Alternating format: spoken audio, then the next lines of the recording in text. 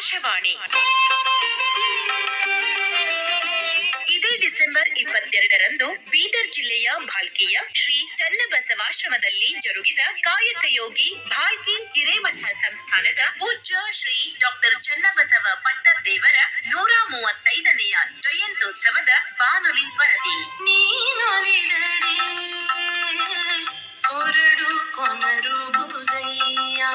ಈ ಬಾನುಲಿ ವರದಿಯ ಪ್ರಾಯೋಜಕರು ಶ್ರೀ ಚನ್ನಬಸವೇಶ್ವರ ಗುರುಕುಲ ವಸತಿ ವಿಜ್ಞಾನ ಪದವಿ ಪೂರ್ವ ಮಹಾವಿದ್ಯಾಲಯ ಕರಡ್ಯಾಳ, ಭಾಲ್ಕಿ ತಾಲೂಕು, ಬೀದರ್ ಜಿಲ್ಲೆ.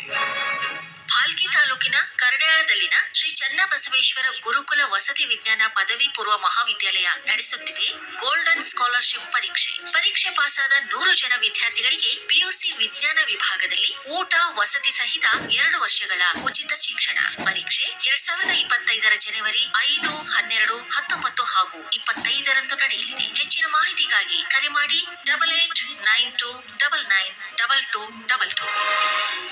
ಭಕ್ತಿ ಎಂಬ ಪೃಥ್ವಿಯ ಮೇಲೆ ಗುರುವೆಂಬ ಬೀಜವಂಕುರಿಸಿ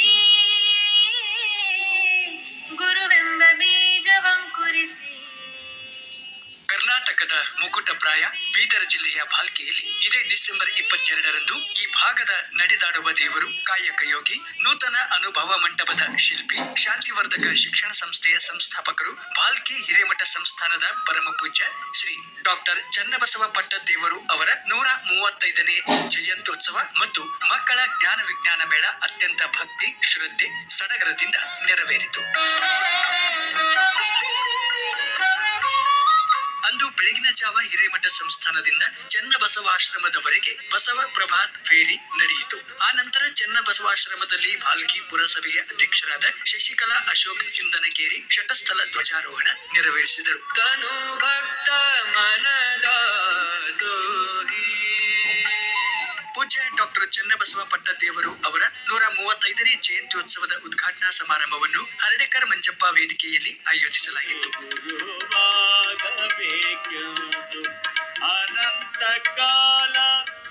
ಲೋಕನಾಥ್ ಚಾಂಗ್ಲೇರ ಹಳ್ಳಿಕೇಡ್, ಸಂಗಯ್ಯ ಸ್ವಾಮಿ ಹಾವ್ಗಿ ಶರಣರ ವಚನ ಗಾಯನ ಸೇವೆಯೊಂದಿಗೆ ಸಮಾರಂಭ ಆರಂಭಗೊಂಡಿತು. ಬೀದರಿನ ನೀಲಮ್ಮ ವಿ.ಕೆ. ಪಾಟೀಲ್ ಅವರು ಬಸವ ಗುರು ಪೂಜೆ ನೆರವೇರಿಸಿದ ನಂತರ ರಾಜ್ಯ ಮಕ್ಕಳ ಹಕ್ಕುಗಳ ರಕ್ಷಣಾ ಆಯೋಗದ ಸದಸ್ಯರಾದ ಶಶಿಧರ್ ಕೋಸಂಬೆ ಅವರು ಸ್ವಾಗತಿಸಿದರು. ಕಾರ್ಯಕ್ರಮದ ದಿವ್ಯ ನೇತೃತ್ವ ವಹಿಸಿದ್ದ ಭಾಲ್ಕಿ ಹಿರೇಮಠ ಸಂಸ್ಥಾನದ ಪರಮ ಪೂಜ್ಯ ಶ್ರೀ ಗುರು ಬಸವ ಪಟ್ಟದೇವರು ಸಮಾರಂಭದಲ್ಲಿ ಆಶಯದ ನುಡಿಗಳನ್ನು ಹಂಚಿಕೊಂಡರು. ಈ ಭಾಗ ಯಾವ ರೀತಿ ಇತ್ತು ಅಂತಂದ್ರೆ, ಬಹುತೇಕ ಭಾರತ ದೇಶಕ್ಕೆ ಸ್ವಾತಂತ್ರ್ಯ ಸಿಕ್ಕರು ಕೂಡ ಈ ಭಾಗಕ್ಕೆ ಸ್ವಾತಂತ್ರ್ಯ ಸಿಗಲಿಲ್ಲ. ಅಂತ ಸಂದರ್ಭದಲ್ಲಿ ಎಲ್ಲ ರೀತಿಯಿಂದ ಸಮಸ್ಯೆಗಳು, ಜನರ ಏಳಿಗೆ ಬೆಳವಣಿಗೆ ಮಾಡ್ಬೇಕಂತೆ ಪರಂ ಪೂಜ್ಯ ಮದ್ಘನಲಿಂಗ ಚಕ್ರವರ್ತಿ ಡಾಕ್ಟರ್ ಚನ್ನಬಸವ ಪಟ್ಟದೇವ್ರ ಬದುಕೆ ನಮ್ಮೆಲ್ಲರಿಗೂ ಒಂದು ದಾರಿ ದೀಪ. ಅವುಗಳು ಎಷ್ಟು ದೂರದೃಷ್ಟಿ ಇಟ್ಟುಕೊಂಡು ಈ ಭಾಗದ ಜನ ಸಮೃದ್ಧಿ ಆಗ್ಬೇಕಾದ್ರೆ ಏನು ಉಪಾಯ, ಇದಕ್ಕೆ ಪರಿಹಾರ ಏನು? ಅದು ಶಿಕ್ಷಣ. ಸರ್ವತೋಮುಖ ಅಭಿವೃದ್ಧಿ ಆಗಬೇಕಾದ್ರೆ ಅದು ಶಿಕ್ಷಣನೇ ಮೂಲ ಅಂತಿ ಶಾಂತಿವರ್ಧಕ ಶಿಕ್ಷಣ ಸಂಸ್ಥೆ ಅದು ಮುಷ್ಟಿ ಫಂಡದಿಂದ ಪ್ರಾರಂಭ ಮಾಡಿದ್ರು. ಅದು ಮೂರ್ಗಿ ಗ್ರಾಮದಲ್ಲಿ ಆರಂಭ ಆಯ್ತು. ಇವತ್ತು ಎತ್ತರ ಮಟ್ಟಕ್ಕ ರಾಜ್ಯ, ರಾಷ್ಟ್ರ, ಅಂತಾರಾಷ್ಟ್ರ ಮಟ್ಟಕ್ಕೂ ಸಾಧನೆಗಳ ಆಗ್ಯಾವಂದ್ರು ಅದಕ್ಕೆ ಮೂಲ ಕಾರಣೀಕರ್ತರೆ ಡಾಕ್ಟರ್ ಚನ್ನಬಸವ ಪಟ್ಟದೇವ್ರು. ಅದು ಶಿಕ್ಷಣ ಸೇವೆ. ನ್ಯಾಯಮೂರ್ತಿ ಕೆ.ಎನ್. ಫಣೀಂದ್ರ ಅವರು ದೀಪ ಬೆಳಗಿಸಿ ಕಾರ್ಯಕ್ರಮವನ್ನು ಉದ್ಘಾಟಿಸಿದರು. ಆ ಬಳಿಕ ಸಮಾರಂಭದಲ್ಲಿ ಗದಗಿನ ಸಾಹಿತಿ ಡಾಕ್ಟರ್ ಸಿದ್ದು ಯಾಪಲ್ ಪರ್ವಿ ಅವರು ತಮ್ಮ ಅನುಭವ ಹಂಚಿಕೊಂಡರು. ಪೀಠಾಧಿಪತಿಗಳಾಗಿ ಬಸವಣ್ಣನನ್ನ ಧರ್ಮಗುರು ಎಂದು ಒಪ್ಪಿಕೊಂಡು ಬಹುದೊಡ್ಡ ಇತಿಹಾಸ ನಿರ್ಮಾಣ ಮಾಡಿದ ಭಾಲ್ಕಿಯ ಚನ್ನಬಸವ ಪಟ್ಟದೇವರ ಉತ್ತರಾಧಿಕಾರಿಗಳು ಕೂಡ ಅಷ್ಟೇ ಸಮರ್ಥರು ಸಿಕ್ಕದ್ದು ಯೋಗ. ನಾವು ವಿದ್ಯಾರ್ಥಿಗಳಾಗಿದ್ದಾಗ ಚನ್ನಬಸವ ಪಟ್ಟದೇವರನ್ನ ನೋಡಿದ್ವಿ, ಯುವಕರಾಗಿದ್ದಾಗ ಬಸಲಿಂಗ ಪಟ್ಟದೇವರನ್ನ ನೋಡಿದ್ವಿ. ಈಗ ನಿವೃತ್ತಿ ಆದ್ಮೇಲೆ ಅವರ ಶಿಷ್ಯ ಪ್ರಶಿಷ್ಯರಾದ ಗುರುಬಸವ ಪಟ್ಟದೇವರನ್ನು ನೋಡ್ತೇವೆ. So it is the legacy of 3 generations ಅಂತ ಕರಿತೇವೆ. ಈ 3 ಜನರೇಷನ್ ಅನ್ನ ನೋಡಿ ನಾವು ಧನ್ಯರಾಗಿದ್ದೇವೆ. ಕಾಲ ಹೆಂಗ ವೇಗವಾಗಿ ಓಡ್ತದೆ, ಕಾಲ ಹೇಗೆ ಬದಲಾಗ್ತದೆ ಅಂದ್ರೆ, ಚನ್ನಬಸವ ಪಟ್ಟದೇವರು ಪಾದಯಾತ್ರೆ ಮೂಲಕ ಜನರಲ್ಲಿ ದಾಸೋಹದ ಮೂಲಕ ಶಿಕ್ಷಣದ ಅರಿವನ್ನ ಮೂಡಿಸಿದ್ರೆ, ಅವರ ನಂತರ ಕಾಲದಲ್ಲಿ ಬಂದಿರುವಂತಹ ಬಸವಲಿಂಗ ಪಟ್ಟದೇವರು ಆಧುನಿಕ ಯುಗವನ್ನ ಬಳಸಿಕೊಂಡು ಶಿಕ್ಷಣ ಸಂಸ್ಥೆಗೆ, ಬಸವ ತತ್ವಕ್ಕೆ ಹೊಸ ರೂಪುರೇಷೆಗಳನ್ನ ಕೊಟ್ಟರು. ಇನ್ನೂ ವೇಗವಾಗಿ ವೈಮಾನಿಕ ಆಧುನಿಕ ತಂತ್ರಜ್ಞಾನ ಯುಗದಲ್ಲಿ ಬಂದಿರುವಂತ ಗುರುಬಸವ ಪಟ್ಟದೇವರು ಅವರ ಡಿಪ್ಲೊಮಸಿಯನ್ನ ನಾವು ಅಬ್ಸರ್ವ್ ಮಾಡಬೇಕು. ಸ್ವಾಮಿಗಳು ಕೂಡ ಮಠಾಧೀಶರು ಕೂಡ ಕಾಲಕ್ಕೆ ತಕ್ಕಂತೆ ಬದಲಾವಣೆ ಆಗಬೇಕು, ವಿಜ್ಞಾನ ತಂತ್ರಜ್ಞಾನವನ್ನ ಅಳವಡಿಸಿಕೊಳ್ಬೇಕು. ಹಾಗೆ ಬಸವಲಿಂಗ ಪಟ್ಟದೇವರು ತಮ್ಮ ಉತ್ತರಾಧಿಕಾರಿ ಪೀಠಾಧಿಪತಿಗಳಾದ ಗುರುಬಸವ ಪಟ್ಟದೇವರನ್ನ ತಂದು ನಮ್ಮ ಕಣ್ಣೆದುರಿಗೆ 3 ಲೆಗಸಿಯನ್ನ ಕಟ್ಟಿಕೊಟ್ಟಿದ್ದಾರೆ. ಆ ಬಳಿಕ ಕಾರ್ಯಕ್ರಮ ಉದ್ಘಾಟಿಸಿದ ಉಪ ಲೋಕಾಯುಕ್ತರಾದ ನ್ಯಾಯಮೂರ್ತಿ ಕೆಎನ್ ಫಣೀಂದ್ರ ಅವರು ಮಾತನಾಡಿದರು. ಇಡೀ ಸಮಾಜ ನನ್ನದು, ಇಡೀ ಸಮಾಜ ನನ್ನ ಕುಟುಂಬ, ಇಡೀ ಸಮಾಜದ ಏಳಿಗೆ ಆಗ್ಬೇಕು ಅಂತಕ್ಕಂಥ ಮನೋಭಾವ ಯಾರು ಬೆಳೆಸ್ಕೊಂತಾರೆ ಅವರು ಮಾನವತ್ವದಿಂದ ದೈವತ್ವದ ಕಡೆಗೆ ಪ್ರಯಾಣ ಮಾಡ್ತಾರೆ. ಸೊ ಅಂತ ದೈವತ್ವದ ಕಡೆಗೆ ಪ್ರಯಾಣ ಮಾಡ್ತಿರ್ತಕ್ಕಂಥ ಕೆಲವು ಜನಗಳಲ್ಲಿ ಬಹುಶಃ ಇವತ್ತು ನಾವು ಏನು ಜಯಂತಿ ಉತ್ಸವವನ್ನು ಆಚರಿಸ್ತಿದ್ದೇವೆ ಅವರಿಗೆ ಸಲ್ಲಬೇಕು. ಅನ್ನದಾನಕ್ಕಿಂತ ಇನ್ನೂ ದಾನವಿಲ್ಲ ಅಂದ್ರು, ವಿದ್ಯಾದಾನಕ್ಕಿಂತ ಮಾತ್ರವಾದಂತಹ ದಾನವಿಲ್ಲ ಅಂತ ಹೇಳ್ತಾರೆ. ಎರಡನ್ನೂ ಇವತ್ತಿನ ದಿವಸ ಮಕ್ಕಳಿಗೆ ಕೊಡಮಾಡ್ತಿರ್ತಕ್ಕಂತ ಒಂದು ಮಹಾತ್ಮ ಜೀವಿ ಇವತ್ತಿನ ದಿವಸ ನಮ್ಮ ಜೊತೆಗಿದ್ದಾರೆ. ಅವರ ಗುರುಗಳನ್ನು 1936ನೇ ಇಸ್ವಿಯಿಂದನೂ ಕೂಡ ಅದನ್ನ ಮಾಡ್ತಾ ಬಂದಿದ್ದಾರೆ. ಶುರು ಮಾಡಿದಾಗ ಹೇಗಿರುತ್ತೆ, ಸಂಸ್ಥೆಗಳನ್ನ ಕಟ್ಟಬೇಕಾದ್ರೆ ಅದನ್ನಿಷ್ಟು ಬೆಳೆಸಬೇಕಾದ್ರೆ ಎಷ್ಟು ಚೈತನ್ಯ ಬೇಕು, ಎಷ್ಟು ತಮ್ಮ ರಕ್ತವನ್ನ ಅದಕ್ಕೆ ಧಾರೆ ಎರೆದಿರ್ಬೇಕು, ಇವತ್ತಿನ ದಿವಸ ಗಮನಿಸಬೇಕಾಗಿದೆ ಸ್ನೇಹಿತರೆ. ತಮ್ಮನ್ನ ತಾವು ಸಮರ್ಪಿಸಿಕೊಂಡಂತಹ ಒಂದು ಉತ್ತಮವಾದಂತಹ ಒಂದು ಮನೋಭಾವನೆ ಇಂಥವರಲ್ಲಿ ಕಾಣ್ತೇವೆ ಸ್ನೇಹಿತರೆ. ನಾವು ಯಾವುದೇ ಕೆಲಸದಲ್ಲಿರ್ಲಿ, ಯಾವುದೇ ಹುದ್ದೆಯಲ್ಲಿರ್ಲಿ, ಕರ್ತವ್ಯವನ್ನ ಮಾಡಿದ್ರೆ ಸರಿಯಾದ ರೀತಿಯಲ್ಲಿ ದೇವರನ್ನ ಒಂದು ಆರಾಧನೆ ಮಾಡೋದಷ್ಟು ಪುಣ್ಯ ಬರುತ್ತೆ. ಅದಕ್ಕೆ ವಿವೇಕಾನಂದರು ದೇಶ ಇಷ್ಟೆಲ್ಲ ಕೊಟ್ಟಿದ್ಯಪ್ಪ ನಿನ್ಗೆ, ನೀನೇನ್ ಕೊಟ್ಟಿದ್ಯಾ ದೇಶಕ್ಕೆ, ನೀನ್ ಏನ್ ಕೊಡದೇ ಇದ್ರು ಬೇಡ, ನಾನು ಇರೋವರೆಗೆ ಬದುಕಿರೋವರೆಗೆ ಪ್ರಾಮಾಣಿಕವಾದ ದೊಡ್ಡದಾದಂತ ಸೇವೆ ದೇಶಕ್ಕೆ ಬೇರೆ ಇಲ್ಲ. ಕಳ್ಳಬೇಡ ಕೊಲ್ಲಬೇಡ, ಹುಸಿಯ ನುಡಿಯಲು ಬೇಡ, ಕಳ್ಳಬೇಡ ಕೊಲ್ಲಬೇಡ. ಈ ಉದ್ಘಾಟನಾ ಸಮಾರಂಭದಲ್ಲಿ ಬೀದರ್ ಜಿಲ್ಲಾಧಿಕಾರಿ ಶಿಲ್ಪಾ ಶರ್ಮಾ ಅವರು ಅಧ್ಯಕ್ಷತೆಯನ್ನು ವಹಿಸಿದ್ದರು. ಪೂಜ್ಯರು ಶ್ರೀ ಬಸವಣ್ಣ ಅವರ ವಚನಗಳನ್ನ ಹಿಂದಿ ಭಾಷೆಯಲ್ಲಿ ಕೂಡ ಈಗ ಪಬ್ಲಿಷ್ ಮಾಡಿಸಿದ್ದಾರೆ. ಅದು ನೋಡಿ ಕೂಡ ತುಂಬಾ ಖುಷಿ ಆಯ್ತು. ಯಾಕಂದ್ರೆ ಬೇರೆ ಬೇರೆ ಭಾಷೆನಲ್ಲಿ ಯಾರ್ಯಾರು ಓದ್ತಾರೆ ಅವೆಲ್ಲರಿಗೂ ಅವರ ವಚನಗಳು ತಲುಪುತ್ತೆ, ಮತ್ತೆ ಎಲ್ರೂ ಅದರಿಂದ ಬೆನಿಫಿಟ್ ಆಗ್ತಾರೆ. ಮುಖ್ಯ ಅತಿಥಿಗಳಾಗಿ ಬೀದರ್ ಜಿಲ್ಲಾ ಕಾನೂನು ಸೇವೆಗಳ ಪ್ರಾಧಿಕಾರದ ಸದಸ್ಯ ಕಾರ್ಯದರ್ಶಿಗಳಾದ ನ್ಯಾಯಾಧೀಶ ಪ್ರಕಾಶ್ ಬನ್ಸೋಡೆ, ಬೀದರ್ ಜಿಲ್ಲಾ ಪಂಚಾಯತ್ನ ಮುಖ್ಯ ಕಾರ್ಯನಿರ್ವಾಹಕ ಅಧಿಕಾರಿಗಳಾದ ಡಾಕ್ಟರ್ ಗಿರೀಶ್ ಬದೋಲೆ ಉಪಸ್ಥಿತರಿದ್ದರು. ಸಮಾರಂಭ ಬಸವ ಕಲ್ಯಾಣ ಅನುಭವ ಮಂಟಪದ ಅಧ್ಯಕ್ಷರಾದ ಪರಮ ಪೂಜ್ಯ ಶ್ರೀ ನಾಡೋಜ ಡಾಕ್ಟರ್ ಬಸವಲಿಂಗ ಪಟ್ಟದೇವರು ಅವರ ದಿವ್ಯ ಸಾನ್ನಿಧ್ಯದಲ್ಲಿ ಜರುಗಿತು. ಸಮಾಜದ ವಿವಿಧ ಕ್ಷೇತ್ರಗಳಲ್ಲಿ ಗುರುತರವಾದ ಸೇವೆಗೈದ doctor Ramanagouda, doctor Prashanth Alli, doctor Vivek Nimbur, doctor V V Nagaraj, GB Vinay Kumar ಮತ್ತು ಪ್ರಕಾಶ್ ಅಂಗಡಿ ಅವರನ್ನು ವಿಶೇಷವಾಗಿ ಸನ್ಮಾನಿಸಿ ಗೌರವಿಸಲಾಯಿತು. ಹಿರಿಯ ನ್ಯಾಯವಾದಿಗಳಾದ ರಾಜಶೇಖರ್ ಅಷ್ಟೂರೆ, ರೋಟರಿ ಕ್ಲಬ್ ಅಧ್ಯಕ್ಷರಾದ ಸಂಜು ಕುಮಾರ್ ಪಂಡರಗೇರಿ, ವಿಜಯ್ ಕುಮಾರ್ ರಾಜಭವನ್, ಸಂಗಮೇಶ್ ಕಾರ್ಭಾರಿ, ಸ್ವಾಭಿಮಾನ ಬಳಗದ ವಿನಯ್ ಕುಮಾರ್ ಉಪಸ್ಥಿತರಿದ್ದರು.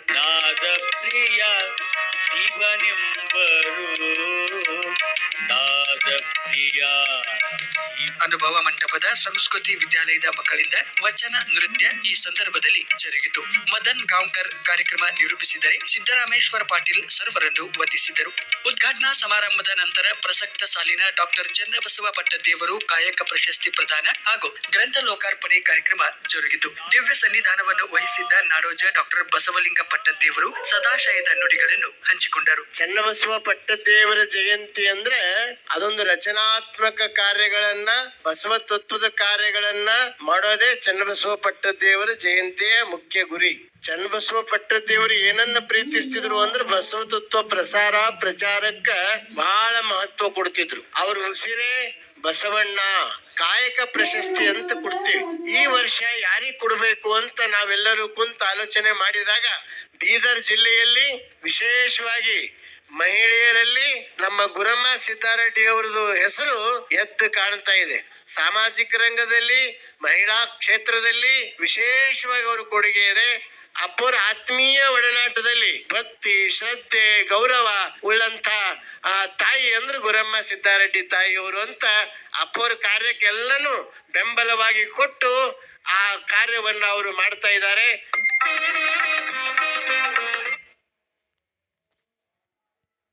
ಭಾರತ ಸ್ಕೌಟ್ಸ್ ಮತ್ತು ಗೈಡ್ಸ್ ಸಂಸ್ಥೆಯ ಬೀದರ್ ಜಿಲ್ಲಾ ಮುಖ್ಯ ಆಯುಕ್ತರಾದ ಡಾಕ್ಟರ್ ಗುರಮ್ಮ ಸಿದ್ದಾರೆಡ್ಡಿ ಅವರಿಗೆ ಈ ಸಾಲಿನ ಡಾಕ್ಟರ್ ಚನ್ನಬಸವ ಪಟ್ಟದೇವರು ಕಾಯಕ ಪ್ರಶಸ್ತಿ ನೀಡಿ ಗೌರವಿಸಲಾಯಿತು. ನಂತರ ಕೊರಗಲ್ ವಿರೂಪಾಕ್ಷಪ್ಪ ಅವರು ಬರೆದ ಕಲ್ಯಾಣದ ಉಳಿವು, ಡಾಕ್ಟರ್ ನಾಗರಾಜ್ ಹೀರಾ ಅವರು ಬರೆದ ಚಿನ್ನದ ನಾಡಿನ ಶರಣರು, ಪ್ರೊಫೆಸರ್ ಭಾಲಚಂದ್ರ ಜೈಶೆಟ್ಟಿ ಅವರು ಅನುವಾದಿಸಿದ ಮಹಾತ್ಮ ಬಸವೇಶ್ವರಗೆ ವಚನ್, ಶೋಭಾ ಶ್ರೀಮಂತ್ ಬಶೆಟ್ಟಿ ಅವರ ಗುರು ಚನ್ನಬಸವ, ಸಂಗಮೇಶ್ ಎನ್ ಜವಾದಿ ಅವರ ಕಾಯಕ ಯೋಗಿಗಳು ಗ್ರಂಥಗಳನ್ನು ಅತಿಥಿ ಗಣ್ಯರು ಲೋಕಾರ್ಪಣೆಗೊಳಿಸಿದರು. ಈ ಕಾರ್ಯಕ್ರಮದ ದಿವ್ಯ ಸನ್ನಿಧಾನವನ್ನು ಪರಮ ಪೂಜ್ಯ ಶ್ರೀ ಪ್ರಭು ಮಹಾಸ್ವಾಮಿಗಳು ಸಂಡೂರ್ ಅವರು ವಹಿಸಿದ್ದರು. ಉರಿಲಿಂಗ ಪೆದ್ದಿಕೋಟ ಮಠದ ಜ್ಞಾನ ಪ್ರಕಾಶ್ ಮಹಾಸ್ವಾಮಿಗಳು ದಿವ್ಯ ಸಮ್ಮುಖವನ್ನು ವಹಿಸಿದರು. ಹವಾಮಲಿನಾಥ್ ಮಹಾರಾಜರು ಈ ಸಂದರ್ಭದಲ್ಲಿ ಉಪಸ್ಥಿತರಿದ್ದರು. ಮುಖ್ಯ ಅತಿಥಿಗಳಾಗಿ ಮಾಜಿ ಶಾಸಕರಾದ ಪ್ರಕಾಶ್ ಖಂಡ್ರೆ, ಯುವ ಮುಖಂಡರಾದ ಬಾಬು ವಾಲಿ, ಶಕುಂತಲಾ ಬೆಲ್ದಾಳೆ, ಕಾಯಕ ಪ್ರಶಸ್ತಿ ದಾಸೋಹಿಗಳಾದ ಡಿಕೆ ಸಿದ್ದರಾಮ್ ಅವರು ಉಪಸ್ಥಿತರಿದ್ದರು. ಸಮಾಜದ ವಿವಿಧ ಕ್ಷೇತ್ರಗಳಲ್ಲಿ ಅನುಪಮ ಸೇವೆ ನೀಡಿದ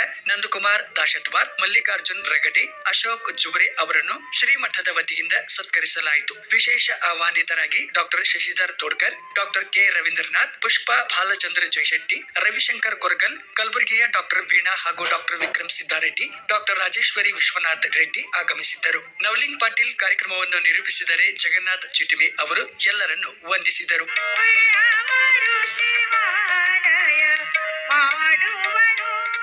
ಸಂಜೆ ದೇಬಾವತಿ ಕಳಸೆ ಅವರ ವಚನ ಗಾಯನದೊಂದಿಗೆ ಸಮಾರೋಪ ಸಮಾರಂಭ ಆರಂಭವಾಯಿತು.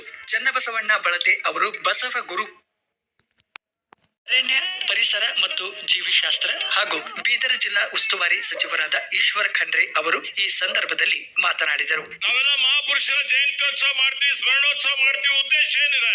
ಆ ಮಹಾಪುರುಷರು ಅವರ ಕಾರ್ಯಕಾಲದಲ್ಲಿ ಏನ್ ಸಮಾಜಕ್ಕಾಗಿ ನಮಗಾಗಿ ಯಾವ ಆದರ್ಶಗಳನ್ನು ಬಿಟ್ಟುಕೊಟ್ಟು ಹೋಗಿದ್ದಾರೆ, ಅದೇ ಮಾರ್ಗದಲ್ಲಿ ನಡೀಲಿಕ್ಕೆ ನಾವೆಲ್ಲ ಪ್ರಯತ್ನ ಮಾಡಬೇಕು, ಅವರಿಂದ ಪ್ರೇರಣೆ ಪಡಿಬೇಕು ಅನ್ನುವಂತ ದೃಷ್ಟಿಯಿಂದ ನಾವೆಲ್ಲ ಈ ಕಾರ್ಯಕ್ರಮಗಳು ಮಾಡ್ತಾ ಬಂದಿದ್ದೇವೆ. ಲಿಂಗೈಕ್ಯ ಪರಂ ಪೂಜ್ಯ ಚನ್ನಬಸವ ಪಟ್ಟದೇವರು ನಮ್ಮೆಲ್ಲರ ಅಹೋಭಾಗ್ಯ ಅಂತ ಹೇಳ್ಬೋದು. ಅವ್ರಿಗೆ ಈ ಜಿಲ್ಲೆಯಲ್ಲಿ ಜನ್ಮ ತಾಳಿದ್ದೆ ನಮ್ಮೆಲ್ಲರ ಪುಣ್ಯ. ಇವತ್ತು ನಾವೆಲ್ಲರೂ ಯಾರು ದೇವರಿಗೆ ನೋಡಿಲ್ಲ, ಆದರೆ ಇದ್ದಂತ ಅನೇಕ ಜನ ದೇವರಂತ ಮನುಷ್ಯರನ್ನು ನೋಡಿದ್ದೇವೆ. ಯಾರು ಅಂತ ಹೇಳಿದ್ರೆ ಮಹಾ ತಪಸ್ವಿ, ಕರುಣಾಮಯಿ, ಕಾಯಕ ಯೋಗಿ ಪರಂ ಪೂಜ್ಯ ಚನ್ನಬಸವ ಪಟ್ಟದೇವರನ್ನು ನಾವು ನೋಡಿದ್ದೇವೆ. ಏನ್ 12ನೇ ಶತಮಾನದಲ್ಲಿ ಬಸವಣ್ಣನವರು ಯಾವ ತತ್ವ ಸಿದ್ಧಾಂತಗಳಿಗಾಗಿ ಹೋರಾಟ ಮಾಡ್ತಾರೆ, ಅವೇ ಆದರ್ಶಗಳನ್ನು ಮೈಗೂಡಿಸಿಕೊಂಡು ಅದನ್ನು ಜನರಿಗೆ ಮುಟ್ಟಿಸಬೇಕು, ಸಮಾಜದಲ್ಲಿ ಒಂದು ಸಮಾಜ ಧಾರ್ಮಿಕ ಕ್ರಾಂತಿ ತರಬೇಕು. ಅವ್ರ ಉದ್ದೇಶ ಏನು ಅಂದ್ರೆ ಸಮಾಜ ನಿರ್ಮಾಣ ಮಾಡಬೇಕು ಅನ್ನೋಂಥದ್ದು. ಅವರು ಕಾಯಕಕ್ಕೆ ಎಲ್ಲಕ್ಕಿಂತ ಹೆಚ್ಚಿನ ಒಂದು ಮಹತ್ವವನ್ನು ಕೊಡ್ತಾರೆ. ಪ್ರತಿಯೊಬ್ಬರು ದುಡಿ ತಿನ್ನಬೇಕು, ಆ ದುಡಿತದಲ್ಲಿ ಪ್ರಾಮಾಣಿಕತೆ ಇರಬೇಕು. ದುಡಿದ ಮೇಲೆ ಏನು ಉತ್ಪಾದನೆ ಆಗ್ತದಲ್ಲ, ಆ ಉತ್ಪಾದನೆ ತನಗೆ ಎಷ್ಟು ಬೇಕು ಅಷ್ಟೇ ಇಟ್ಕೊಂಡು ಸಮಾನವಾಗಿ ಸಮಾಜದಲ್ಲಿ ಹಂಚಿಕೆ ಮಾಡಬೇಕು ಅನ್ನೋಂಥದ್ದು ಇವತ್ತಿಗೂ ಪ್ರಸ್ತುತ ಇದೆ. ಯಾಕೆ ಬಡತನ ಇದೆ, ಯಾಕೆ ಅಸಮಾನತೆ ಇದೆ, ಯಾಕೆ ಇವತ್ತು ತಾರತಮ್ಯ ಇದೆ? ಒಂದ್ ವೇಳೆ ಬಸವಣ್ಣನವರ ತತ್ವಾದರ್ಶದ ಮೇಲೆ ನಾವೆಲ್ಲ ನಡೆದುಕೊಂಡ್ರೆ ಅಸಮಾನತೆ ಅನ್ನುವಂಥದ್ದೇ ಇರೋದಿಲ್ಲ.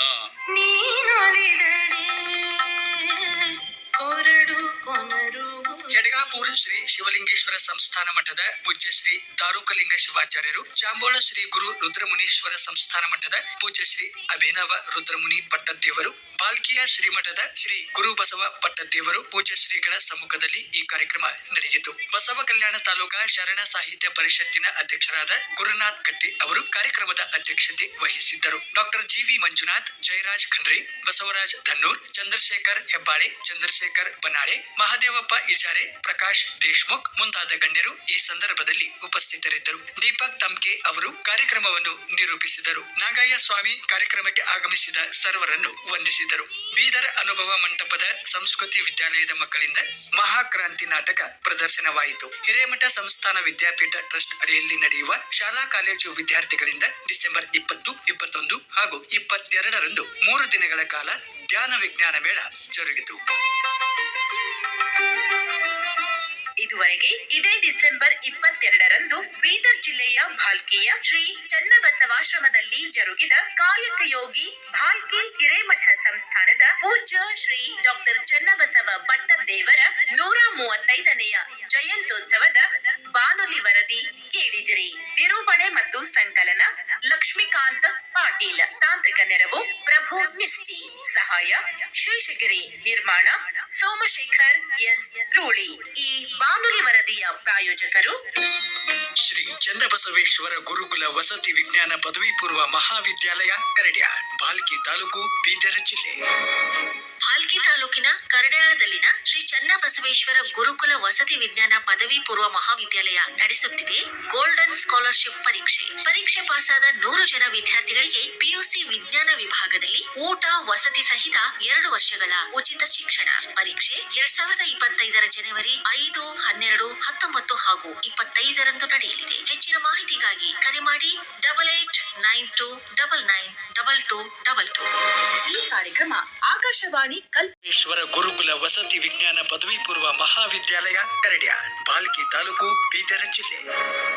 ಭಾಲ್ಕಿ ತಾಲೂಕಿನ ಕರಡ್ಯಾಳದಲ್ಲಿನ ಶ್ರೀ ಚನ್ನಬಸವೇಶ್ವರ ಗುರುಕುಲ ವಸತಿ ವಿಜ್ಞಾನ ಪದವಿ ಪೂರ್ವ ಮಹಾವಿದ್ಯಾಲಯ ನಡೆಸುತ್ತಿದೆ ಗೋಲ್ಡನ್ ಸ್ಕಾಲರ್ಶಿಪ್ ಪರೀಕ್ಷೆ. ಪರೀಕ್ಷೆ ಪಾಸಾದ 100 ಜನ ವಿದ್ಯಾರ್ಥಿಗಳಿಗೆ ಪಿಯುಸಿ ವಿಜ್ಞಾನ ವಿಭಾಗದಲ್ಲಿ ಊಟ ವಸತಿ ಸಹಿತ 2 ವರ್ಷಗಳ ಉಚಿತ ಶಿಕ್ಷಣ. ಪರೀಕ್ಷೆ 2025 ಜನವರಿ 5, 12, 19 ಹಾಗೂ 25ರಂದು ನಡೆಯಲಿದೆ. ಹೆಚ್ಚಿನ ಮಾಹಿತಿಗಾಗಿ ಕರೆ ಮಾಡಿ 8892992222. ಭಕ್ತಿ ಎಂಬ ಪೃಥ್ವಿಯ ಮೇಲೆ ಗುರುವೆಂಬ ಬೀಜವಂಕುರಿಸಿ ಗುರುವೆಂಬ ಬೀಜವಂಕುರಿಸಿ. ಕರ್ನಾಟಕದ ಮುಕುಟಪ್ರಾಯ ಬೀದರ್ ಜಿಲ್ಲೆಯ ಭಾಲ್ಕಿಯಲ್ಲಿ ಇದೇ ಡಿಸೆಂಬರ್ 22ರಂದು ಈ ಭಾಗದ ನಡೆದಾಡುವ ದೇವರು, ಕಾಯಕ ಯೋಗಿ, ನೂತನ ಅನುಭವ ಮಂಟಪದ ಶಿಲ್ಪಿ, ಶಾಂತಿವರ್ಧಕ ಶಿಕ್ಷಣ ಸಂಸ್ಥೆಯ ಸಂಸ್ಥಾಪಕರು, ಭಾಲ್ಕಿ ಹಿರೇಮಠ ಸಂಸ್ಥಾನದ ಪರಮ ಪೂಜ್ಯ ಶ್ರೀ ಡಾಕ್ಟರ್ ಚನ್ನಬಸವ ಪಟ್ಟದೇವರು ಅವರ 135ನೇ ಜಯಂತ್ಯೋತ್ಸವ ಮತ್ತು ಮಕ್ಕಳ ಜ್ಞಾನ ವಿಜ್ಞಾನ ಮೇಳ ಅತ್ಯಂತ ಭಕ್ತಿ, ಶ್ರದ್ಧೆ, ಸಡಗರದಿಂದ ನೆರವೇರಿತು.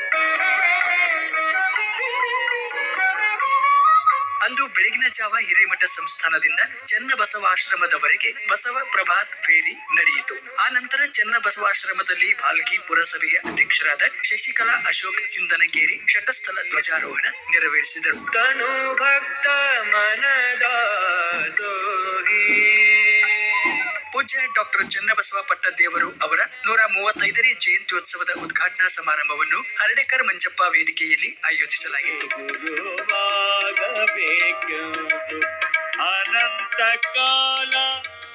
ಲೋಕನಾಥ್ ಚಾಂಗ್ಲೇರ ಹಳ್ಳಿಕೇಡ್, ಸಂಗಯ್ಯ ಸ್ವಾಮಿ ಹಾವ್ಗಿ ಶರಣರ ವಚನ ಗಾಯನ ಸೇವೆಯೊಂದಿಗೆ ಸಮಾರಂಭ ಆರಂಭಗೊಂಡಿತು. ಬೀದರಿನ ನೀಲಮ್ಮ ವಿ.ಕೆ. ಪಾಟೀಲ್ ಅವರು ಬಸವ ಗುರು ಪೂಜ್ಯ ಶ್ರೀ ಗುರು ಬಸವ ಪಟ್ಟದೇವರು ಸಮಾರಂಭದಲ್ಲಿ ಆಶಯದ ನುಡಿಗಳನ್ನು ಹಂಚಿಕೊಂಡರು. ಈ ಭಾಗ ಯಾವ ರೀತಿ ಇತ್ತು ಅಂತಂದ್ರೆ, ಬಹುತೇಕ ಭಾರತ ದೇಶಕ್ಕೆ ಸ್ವಾತಂತ್ರ್ಯ ಸಿಕ್ಕರು ಕೂಡ ಈ ಭಾಗಕ್ಕೆ ಸ್ವಾತಂತ್ರ್ಯ ಸಿಗಲಿಲ್ಲ. ಅಂತ ಸಂದರ್ಭದಲ್ಲಿ ಎಲ್ಲ ರೀತಿಯಿಂದ ಸಮಸ್ಯೆಗಳು, ಜನರ ಏಳಿಗೆ ಬೆಳವಣಿಗೆ ಮಾಡ್ಬೇಕಂತೆ ಪರಂ ಪೂಜ್ಯ ಮದ್ಘನಲಿಂಗ ಚಕ್ರವರ್ತಿ ಡಾಕ್ಟರ್ ಚನ್ನಬಸವ ಪಟ್ಟದೇವ್ರ ಬದುಕೆ ನಮ್ಮೆಲ್ಲರಿಗೂ ಒಂದು ದಾರಿ ದೀಪ. ಅಪ್ಪಗಳು ಎಷ್ಟು ದೂರದೃಷ್ಟಿ ಇಟ್ಟುಕೊಂಡು ಈ ಭಾಗದ ಜನ ಸಮೃದ್ಧಿ ಆಗಬೇಕಾದ್ರೆ ಏನು ಉಪಾಯ, ಇದಕ್ಕೆ ಪರಿಹಾರ ಏನು? ಅದು ಶಿಕ್ಷಣ. ಸರ್ವತೋಮುಖ ಅಭಿವೃದ್ಧಿ ಆಗಬೇಕಾದ್ರೆ ಅದು ಶಿಕ್ಷಣನೇ ಮೂಲ ಅಂತಿ ಶಾಂತಿವರ್ಧಕ ಶಿಕ್ಷಣ ಸಂಸ್ಥೆ ಅದು ಮುಷ್ಟಿ ಫಂಡ್ ದಿಂದ ಪ್ರಾರಂಭ ಮಾಡಿದ್ರು. ಅದು ಮೂರ್ಗಿ ಗ್ರಾಮದಲ್ಲಿ ಆರಂಭ ಆಯ್ತು. ಇವತ್ತು ಎತ್ತರ ಮಟ್ಟಕ್ಕ ರಾಜ್ಯ, ರಾಷ್ಟ್ರ, ಅಂತಾರಾಷ್ಟ್ರ ಮಟ್ಟಕ್ಕೂ ಸಾಧನೆಗಳ ಆಗ್ಯಾವ ಅಂದ್ರ ಅದಕ್ಕೆ ಮೂಲ ಕಾರಣೀಕರ್ತರೆ ಡಾಕ್ಟರ್ ಚನ್ನಬಸವ ಪಟ್ಟದೇವ್ರು. ಅದು ಶಿಕ್ಷಣ ಸೇವೆ. ಕರ್ನಾಟಕ ಸರ್ಕಾರದ ಉಪ ಲೋಕಾಯುಕ್ತರಾದ ನ್ಯಾಯಮೂರ್ತಿ ಕೆ.ಎನ್. ಫಣೀಂದ್ರ ಅವರು ದೀಪ ಬೆಳಗಿಸಿ ಕಾರ್ಯಕ್ರಮವನ್ನು ಉದ್ಘಾಟಿಸಿದರು. ಆ ಬಳಿಕ ಸಮಾರಂಭದಲ್ಲಿ ಗದಗಿನ ಸಾಹಿತಿ ಡಾಕ್ಟರ್ ಸಿದ್ದು ಯಾಪಲ್ ಪರ್ವಿ ಅವರು ತಮ್ಮ ಅನುಭವ ಹಂಚಿಕೊಂಡರು. ಪೀಠಾಧಿಪತಿಗಳಾಗಿ ಬಸವಣ್ಣನನ್ನ ಧರ್ಮಗುರು ಎಂದು ಒಪ್ಪಿಕೊಂಡು ಬಹುದೊಡ್ಡ ಇತಿಹಾಸ ನಿರ್ಮಾಣ ಮಾಡಿದ ಬಾಲ್ಕಿಯ ಚನ್ನಬಸವ ಪಟ್ಟದೇವರ ಉತ್ತರಾಧಿಕಾರಿಗಳು ಕೂಡ ಅಷ್ಟೇ ಸಮರ್ಥರು ಸಿಕ್ಕದ್ದು ಯೋಗ.